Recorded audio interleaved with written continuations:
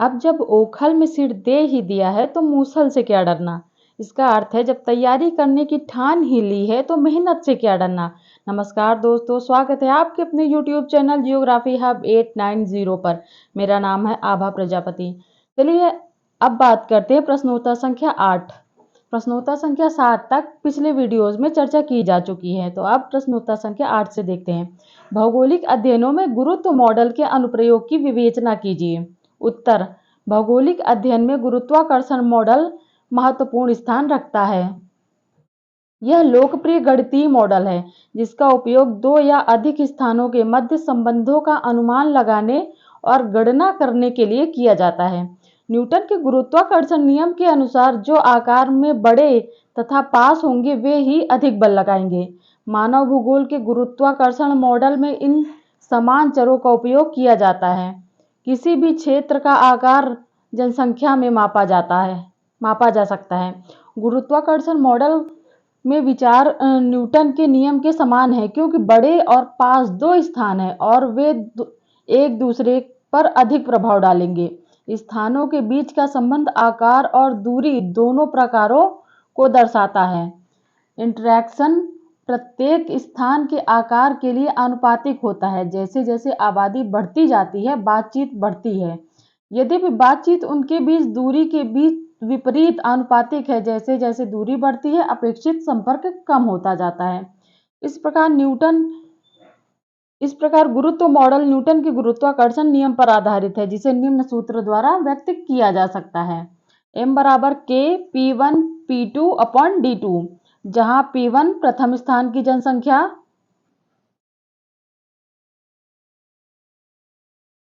p2 द्वितीय स्थान की जनसंख्या, d2 दोनों स्थानों के मध्य दूरी का कार्य के स्थिर अनुपात। भूगोल में न्यूटन के सिद्धांतों को स्थानों के बीच संबंधों को समझाने में मॉडल के रूप में उपयोग किया जाता है। जिस प्रकार दो खगोलीय पिंड आकार और दूरी के आधार पर एक दूसरे पर प्रभाव डालते हैं, उसी प्रकार मानव बस्तियां, गांव और शहर भी हैं। इसे मानव भूगोल का गुरुत्व मॉडल कहते हैं। भूगोल में इसका उपयोग विभिन्न प्रकार के प्रवाह पैटर्न का अनुकरण करने के लिए किया जाता है, जैसे कि यातायात, ट्रैफिक प्रवाह, प्रवास, माइग्रेशन तथा बाजार क्षेत्रों के मध्य सीमाओं का मूल्यांकन करना है। 1930 के दशक से जनसंख्या प्रवास के सैद्धांतिक विश्लेषण में न्यूटन के गुरुत्वाकर्षण नियम का प्रयोग आरंभ हुआ। तब से स्थानिक क्रिया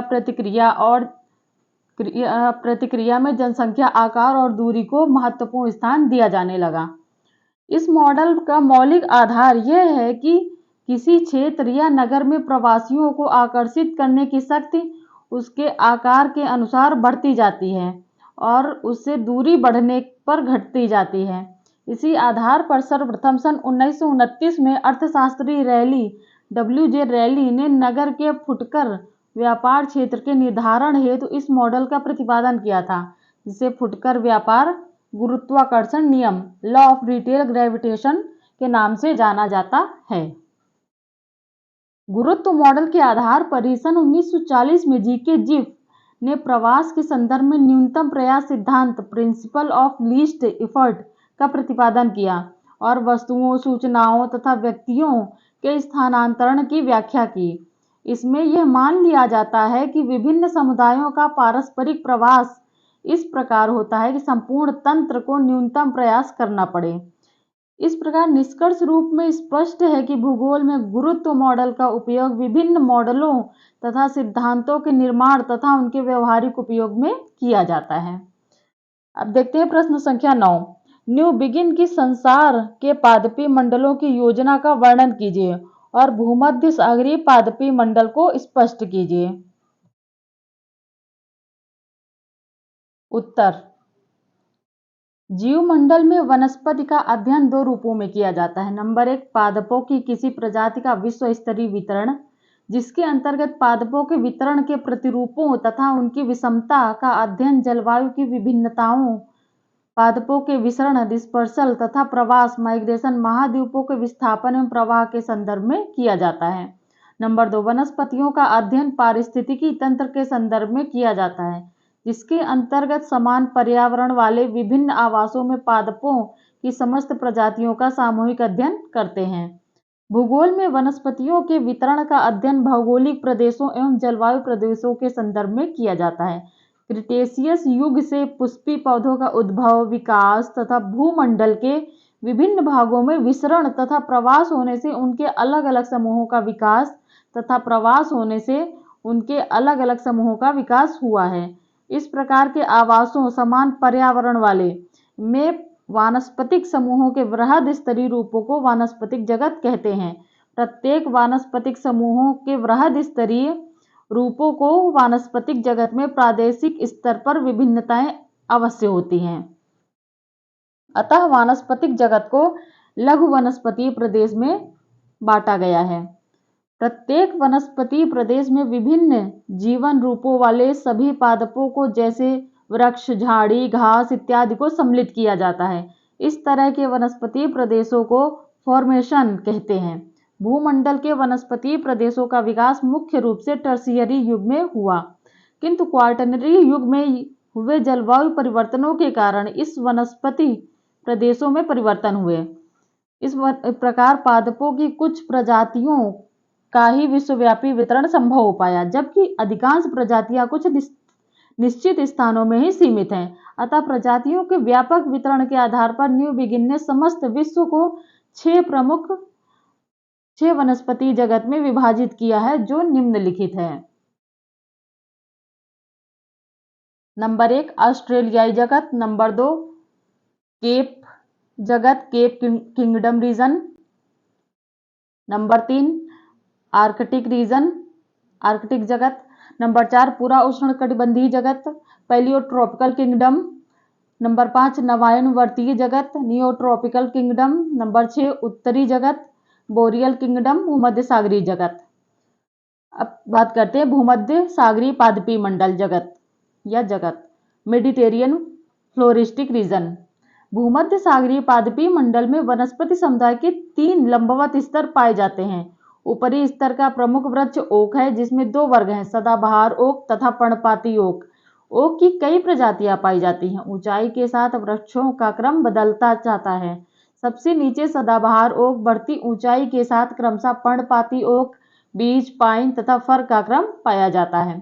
दूसरा स्तर झाड़ियों का होता है, जिसमें सर्वप्रमुख माक्विस माचिया है।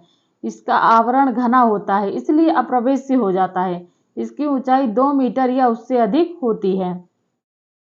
इसकी प्रमुख प्रजातियों में अर्बटस, पिस्टानिया, फैमरस, सेराटोनिया आदि हैं।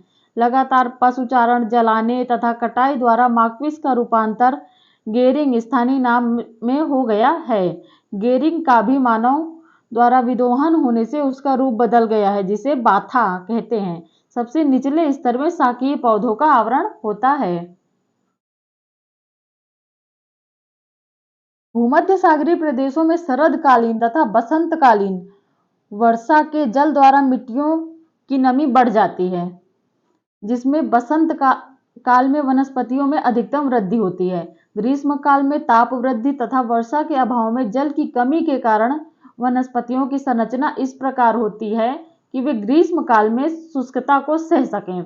पत्तियां मोटी तथा कठोर होती हैं तथा तनों की छाल मोटी होती है। इस प्रकार इस पादप समुदाय में उपर्युक्त विश्लेषण के अनुसार वृक्ष तथा झाड़ियां प्रमुख होती हैं।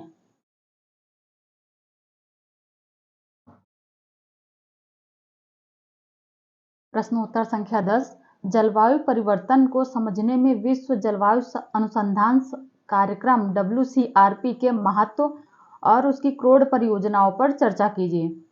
इस प्रश्नोत्तर के 3 भाग हैं। पहले विश्व जलवायु अनुसंधान संगठन कार्यक्रम है, दूसरा इसका महत्व बताना है और तीसरा उसकी क्रोड परियोजनाओं पर चर्चा करनी है। तो उत्तर देखते हैं। उत्तर विश्व जलवायु अनुसंधान कार्यक्रम एक अंतर्राष्ट्रीय कार्यक्रम है जो वैश्विक जलवायु अनुसंधान को समन्वित करने में सहायता करता है। विश्व मौसम अनुसंधान कार्यक्रम की शुरुआत 1980 में विश्व मौसम विज्ञान संगठन WMO international council for science ICSU के संयुक्त प्रयासों से की गई थी और 1993 से यूनेस्को के इंटरनेशनल ओशिनोग्राफिक कमीशन IOC द्वारा भी प्रायोजित किया गया था।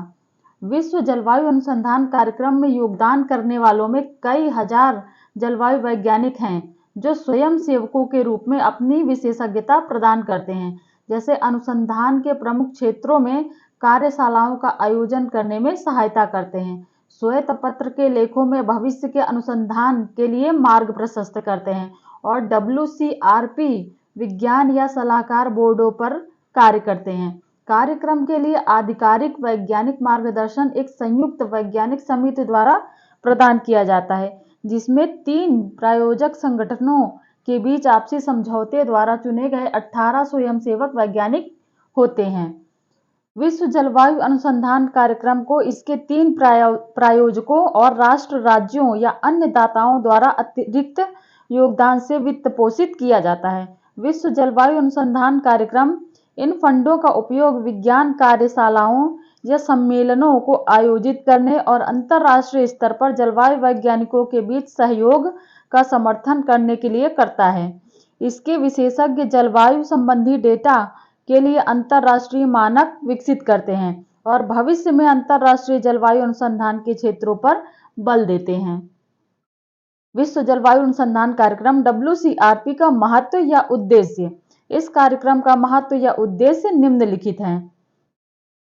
नंबर 1, जलवायु प्रणाली की बेहतर समझ विकसित करना। जलवायु परिवर्तनशीलता, परिवर्तन के कारणों, जलवायु की भविष्यवाणी निर्धारित करने के लिए तथा जलवायु पर मानव गतिविधियों के प्रभाव को निर्धारित करना है। नंबर 2, व्यवहारिक रूप में इस कार्यक्रम का उद्देश्य जलवायु अनुसंधान में उन पहलुओं को बढ़ावा देना है जिनके लिए अंतर्राष्ट्रीय समन्वय की आवश्यकता है और जो अकेले राष्ट्रीय प्रयासों से संभव नहीं है।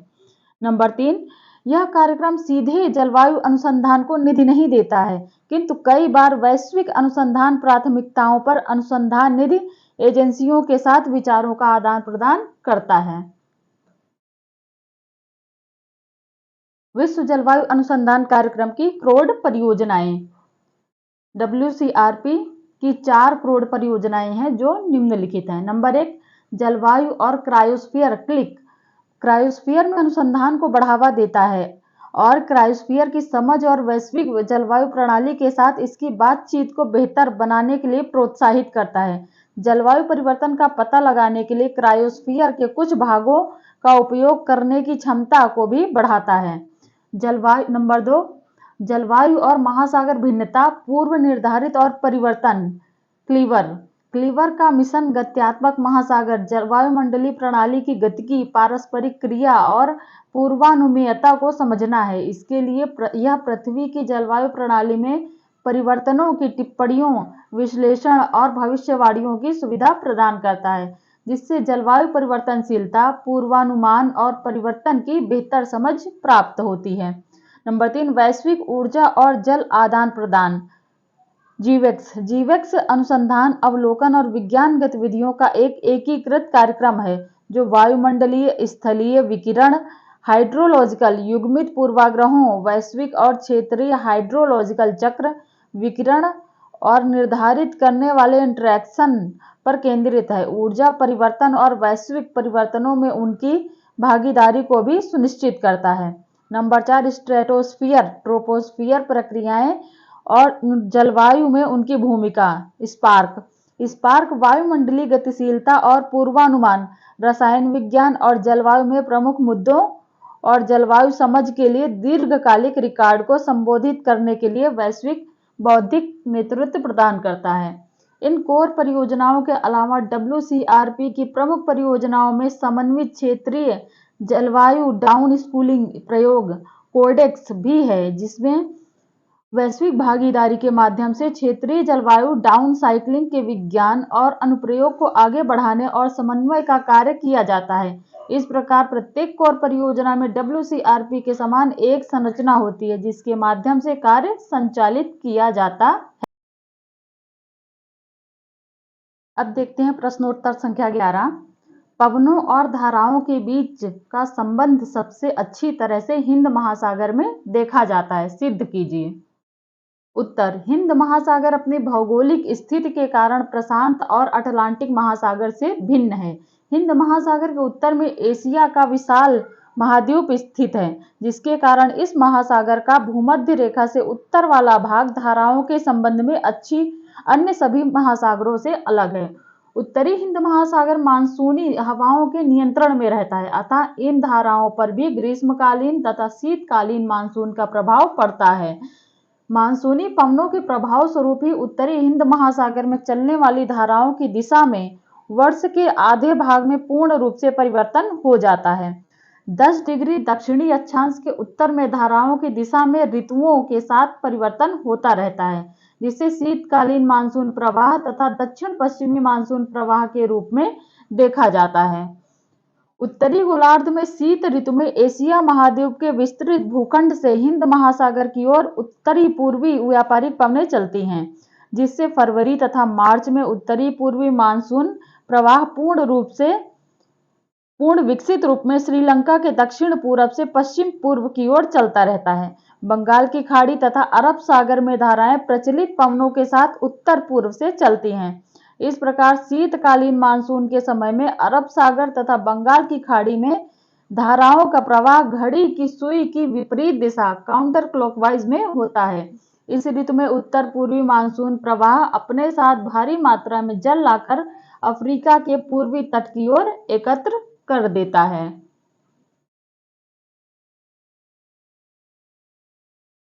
शीतकालीन मानसून की अवधि में समुद्र वैज्ञानिकों के अनुसार उत्तरी भूमध्य रेखीय धारा का सर्वाधिक विकास होता है, जिसके कारण 7 डिग्री दक्षिणी अक्षांश के आसपास भूमध्य रेखीय प्रतिधारा इक्वेटोरियल काउंटर करंट की उत्पत्ति होती है।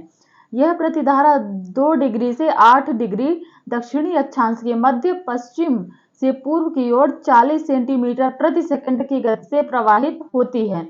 यह धारा जंजीबार से प्रारंभ होकर पूरब की ओर सुमात्रा द्वीप तक प्रवाहित होती है। इस धारा में जल की आपूर्ति उत्तरी पूर्वी मानसून प्रवाह से की जाती है, जो अफ्रीका के पूर्वी तट के किनारे दक्षिण की ओर मुड़कर भूमध्य रेखीय प्रतिधारा से मिल जाती है। अरब सागर की धाराओं पर शीतकालीन मानसून का पूर्ण नियंत्रण होता है। नवंबर से मार्च तक इस सागर के ऊपर उत्तर पूर्व से हवाएं चलती हैं, जिनके प्रभाव से समुद्री धाराएं भारतीय तट के समानांतर दक्षिण की ओर मुड़ जाती हैं। इनकी एक शाखा अदन की खाड़ी की ओर चली जाती है तथा दूसरी दक्षिण की ओर सोमाली तट के समानांतर प्रवाहित होती हुई उत्तरी भूमध्य रेखीय धारा में मिल जाती है। उत्तरी गोलार्ध में ग्रीष्म ऋतु में दक्षिण पश्चिमी मानसूनी हवाओं के चलने के कारण उत्तरी हिंद महासागर की धाराओं की दिशा में परिवर्तन हो जाता है। जुलाई से सितंबर तक दक्षिण पश्चिमी मानसून प्रवाह की दिशा पश्चिम से पूर्व की ओर हो जाती है। इस अवधि में उत्तरी भूमध्य रेखीय धारा लुप्त हो जाती है और इसके स्थान पर दक्षिण पश्चिमी मानसून प्रवाह पश्चिम से पूर्व प्रवाहित होने लगता है। किंतु दक्षिणी भूमध्य रेखीय धारा इस समय भी दक्षिणी गोलार्ध में 5 डिग्री दक्षिणी अक्षांश के दक्षिण ही प्रवाहित होती रहती है। ग्रीष्म ऋतु में अफ्रीका के पूर्वी तट के सहारे दक्षिणी भूमध्य रेखीय धारा की एक शाखा 10 डिग्री दक्षिणी अक्षांश के पास उत्तर की ओर मुड़ जाती है, जिसका कुछ भाग भूमध्य रेखा को पार कर जाता है। ज्ञातव्य है कि ये धाराएं महासागर के सबसे ऊपरी परतों को ही प्रभावित करती हैं। सोमाली धारा की उत्पत्ति दक्षिण पश्चिम मानसून की अवधि में उत्तरी हिंद महासागर में पूर्वी अफ्रीका के तट के समानांतर इस सतह के लगभग 200 मीटर की गहराई तक एक सशक्त धारा के रूप में होती है, जो उत्तर पूर्व की ओर चलती है। इस धारा की चौड़ाई लगभग 250 किलोमीटर होती है तथा सोमालिया तट के पास प्रवाहित होती है। शरद ऋतु में जब उत्तरी हिंद महासागर के ऊपर उत्तरी पूर्वी व्यापारिक पवनों का चलना प्रारंभ हो जाता है, तब इस धारा में परिवर्तन हो जाता है। शीतकालीन मानसून की अपेक्षा ग्रीष्मकालीन मानसून में सोमाली धारा अधिक शक्तिशाली होती है। ग्रीष्मकालीन मानसून की अवधि में यह धारा 7 डिग्री दक्षिणी अक्षांश तक चलकर भूमध्य रेखीय प्रतिधारा में विलीन हो जाती है।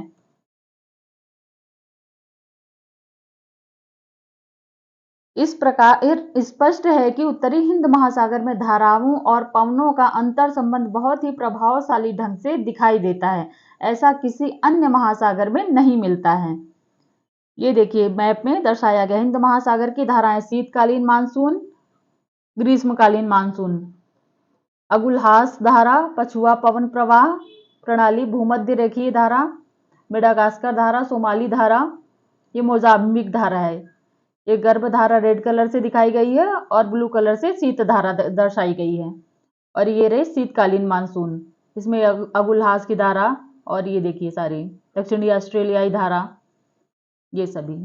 ठीक है, अब चलते हैं अगले प्रश्न उत्तर की ओर।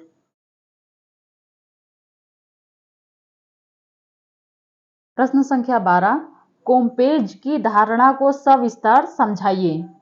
उत्तर, भूगोल में व्यवस्थित सिस्टमेटिक बनाम प्रादेशिक रीजनल के द्विभागीकरण में कोम्पेज की धारणा प्रस्तुत की गई है।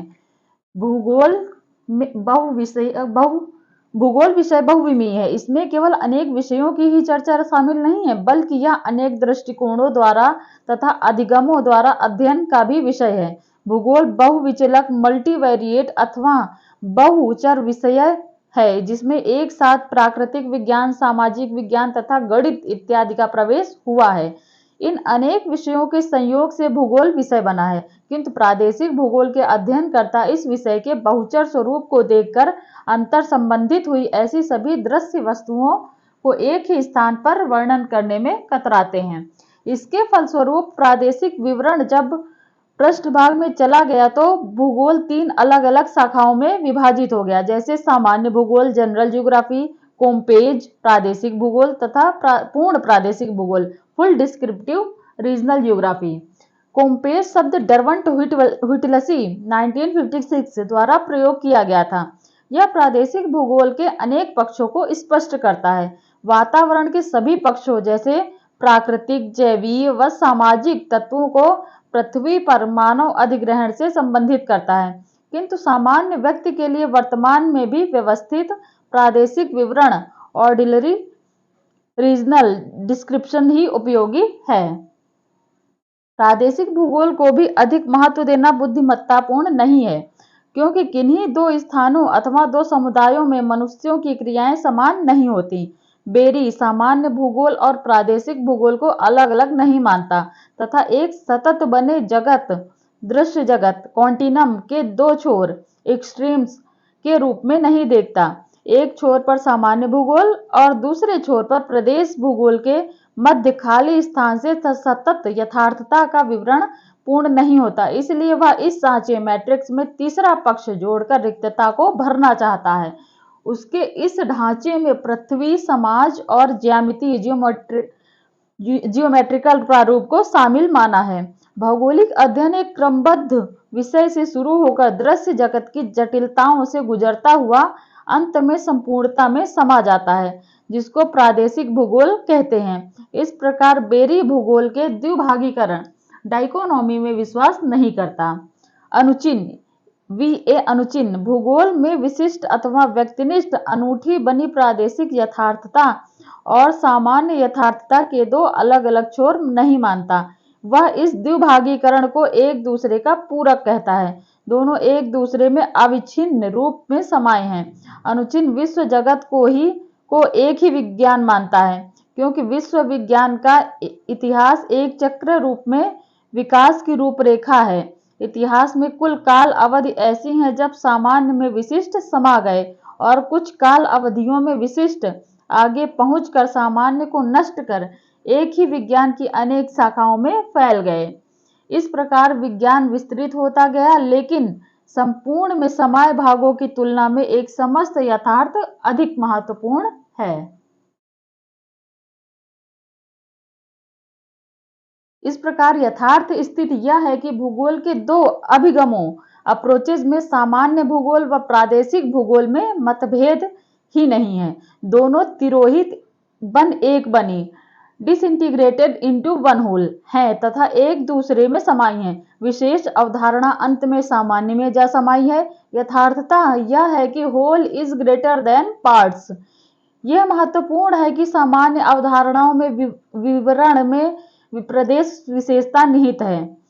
उन्हीं विशेषताओं द्वारा सामान्य की रचना संभव हुई है, किंतु प्रदेश के व्यक्तिगत विशिष्ट का सामान्य से अलग कोई अस्तित्व नहीं है। अतः भूगोल में द्विभागीकरण की सोच का यथार्थ में कोई महत्व नहीं है। अब देखते हैं अगला प्रश्न, प्रश्नोत्तर संख्या 13। आर्थिक परिस्थिति और पर्यावरण के संदर्भ में उपयोग करो और फेंक दो की प्रवृत्ति पर समालोचनात्मक टिप्पणी कीजिए। उपयोग करो और फेंक दो संदर्भ में चर्चा करेंगे, उसके बाद इसकी समालोचनात्मक मतलब इसका महत्व भी बताएंगे और आलोचना भी करेंगे। ठीक है, उत्तर देखते हैं। 1 अगस्त 1955 में लाइफ पत्रिका में थ्रो अवे लिविंग नामक शीर्षक से एक लेख प्रकाशित हुआ था। इस लेख में सर्वप्रथम थ्रो अवे सोसाइटी शब्द प्रयोग किया गया था। आर्थिक विकास के परिणाम स्वरूप पिछली शताब्दी के दौरान उत्पादन और उत्पाद अपशिष्ट दोनों में वृद्धि हुई। हाल ही के वर्षों में न्यूयॉर्क में उत्पाद अपशिष्ट में 42 से 563 किलोग्राम की वृद्धि हुई। नगर पालिकाएं ठोस कचरे का 32% प्रतिनिधित्व करती हैं। गैर टिकाऊ सामान, जिसे 3 वर्ष से कम उपयोग के उत्पादों के रूप में परिभाषित किया जाता है, 27% है, जबकि टिकाऊ वस्तुएं केवल 16% हैं। डिस्पोजल टेबलवेयर अमेरिका में चेन फास्ट फूड रेस्तरां की व्यापार रणनीति का महत्वपूर्ण भाग था। व्यवसाय मॉडल के कार्य करने के लिए फास्ट फूड चेन ने विज्ञापन तालिका के माध्यम से उपभोक्ताओं को समझाने के लिए आर्थिक रूप से लाभप्रद रहा, क्योंकि वे टेबल साफ करने वाले श्रम खर्च से बच सकें और अपने स्वयं के टेबलवेयर को उपयोग के बाद बेकार डिब्बे में फेंक सकें। व्यापार बढ़ाने के लिए ग्राहकों को डिस्पोजल के ले जाने के लिए प्रोत्साहित किया जाता है, क्योंकि वे टेबल साफ करने वाले श्रम खर्च से बच सकें और अपने स्वयं के टेबलवेयर को उपयोग के बाद बेकार डिब्बे में फेंक सकें। व्यापार बढ़ाने के लिए ग्राहकों को डिस्पोजल ले जाने के लिए प्रोत्साहित किया जाता है, क्योंकि डिस्पोजल टेबलवेयर की आंतरिक लागतों की भरपाई की जा सकती है।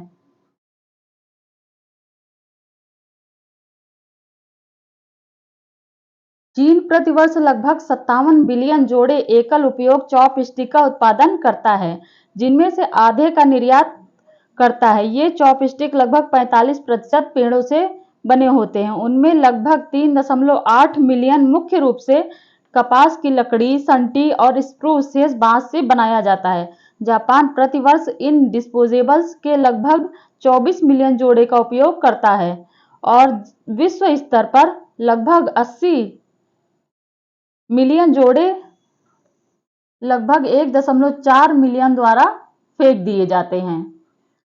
इसी संदर्भ में हाल ही में अभी देखिए क्वालिटी कंट्रोल इंस्पेक्शन हटाने की बात कर रहा है कि ये जो है बाधाएं हैं व्यापार के में अमेरिका, है ना। तो इससे जोड़ते हुए, करंट से जोड़ते हुए इस थ्योरी को पूछा जा सकता है एग्जाम में।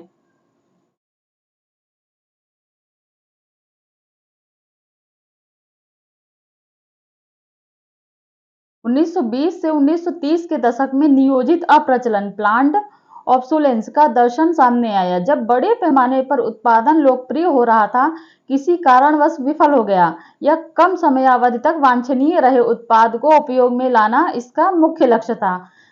वेन्स पैकर्ड ने 1960 में प्रकाशित अपनी पुस्तक द वेस्ट मेकर्स में कहा है कि व्यर्थ, ऋणग्रस्त, स्थायी रूप से काट दिए गए या असंतुष्ट व्यक्तियों को बनाने के लिए व्यापार का व्यवस्थित प्रयास है। आलोचनाएं। उपयोग करो और फेंक दो प्रवृत्ति की पर्यावरण और आर्थिकी परिस्थिति के संदर्भ में निम्नलिखित रूप में आलोचनाएं की गई हैं। नंबर 1, डिस्पोजल उत्पादों में वृद्धि के कारण उत्पन्न कचरे को अमीर से गरीब देशों में भेज दिया जाता है, जिससे विकासशील देशों के लिए पर्यावरणीय और सामाजिक समस्याएं उत्पन्न होती हैं। उत्तरी अमेरिका और पश्चिमी यूरोप से अफ्रीका एवं एशिया में निपटान की अपेक्षा कम लागत के कारण कचरे के बड़े लदान भेजे जाते हैं। नंबर 2, 1990 के दशक तक अफ्रीका के आधे से अधिक देशों और ने अमीर देशों द्वारा डंप किए गए जहरीले कचरे के नकारात्मक प्रभावों का सामना किया है। नंबर 3, अपशिष्ट विषाक्त और गैर विषैले दोनों को सुरक्षा नियमों के बिना डंप किया जाता है। इसे सिंचित और असिंचित लैंडफिल में फेंक दिया जाता है। यहाँ यह मृदा और जल को प्रदूषित करता है और जलाने पर विषाक्त पदार्थों को प्रसारित करता है। नंबर 4, कचरे का बड़ा प्रतिशत खतरनाक अपशिष्ट सस्ते निपटान उद्देश्य के साथ भेजा जाता है।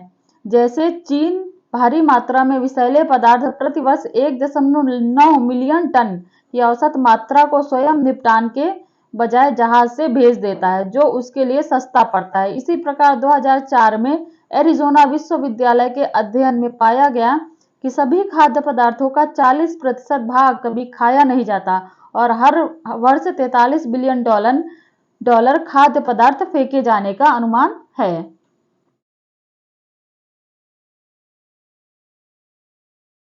नंबर 5, उत्पादक सामान को टिकाऊ बनाने के बजाय डिस्पोजेबल बनाते हैं, जिससे उपभोक्ताओं को एक बार खरीदने के बजाय बार-बार खरीदना पड़े ताकि अच्छी कमाई जारी रहे। नंबर 6, फर्म के लिए लाभ को अधिकतम महत्व दिया जाता है। फर्म एक कमनीय राशि को संभव बनाने में कम से कम राशि खर्च करता है और ग्राहक को बार-बार बेचता है। नंबर 7, उपयोगिता समाप्त होने से पहले ही सामान को बदल दिया जाता है और एक फेक समाज में अच्छे का कथित स्थायित्व अक्सर उनके भौतिक स्थायित्व से कम होता है। Pope Francis throw away culture के बारे में कहते हैं कि अवांछित वस्तुएं और अवांछित लोगों को बर्बादी के रूप में त्याग दिया जाना चाहिए। अपनी विश्वव्यापी लाउडाटो सी में चर्चा करते हैं कि प्रदूषण, अपशिष्ट पुनर्चक्रण की कमी और पृथ्वी का विनाश इस फेंकने वाली संस्कृति के लक्षण हैं। इस फेंक वाली संस्कृति के स्थान पर ऐसी संस्कृति जो एक बेहतर, न्यायपूर्ण और भ्रातृभाव के निर्माण में सक्षम हो को अपनाना चाहिए। वर्तमान में पुनर्चक्रण, समान तथा प्रचक्रण की विधि को स्वीकार किया गया है, जो संसाधनों के सकारात्मक और मानवोपयोगी आयामों को समाहित करती है। आज के लिए यहीं तक। अगले प्रश्नोत्तरों की चर्चा अगले वीडियो में करेंगे और इस टॉपिक को अभी जो चल रहा है trade war and all that, उसको अंतर संबंधित करके पूछा जा सकता है। जैसे अभी एक वीडियो मैंने बनाया, मोबियस के अनुसार जो क्वालिटी कंट्रोल इंस्पेक्शन एजेंसी है वो कह रहे हैं कि गैर टैरिफ बाधाएं हैं, तो भारत अगर इनको हटा दे और मुक्त व्यापार करने लगे तो शायद टैरिफ कम हो जाए। तो लेकिन उसका दुष्प्रभाव इस रूप में भारत को झेलना पड़ सकता है ना। तो करंट को जोड़ते हुए ये सारे जितने थ्योरेटिकल पार्ट हैं इससे क्वेश्चन बन सकते हैं। नमस्कार, थैंक यू।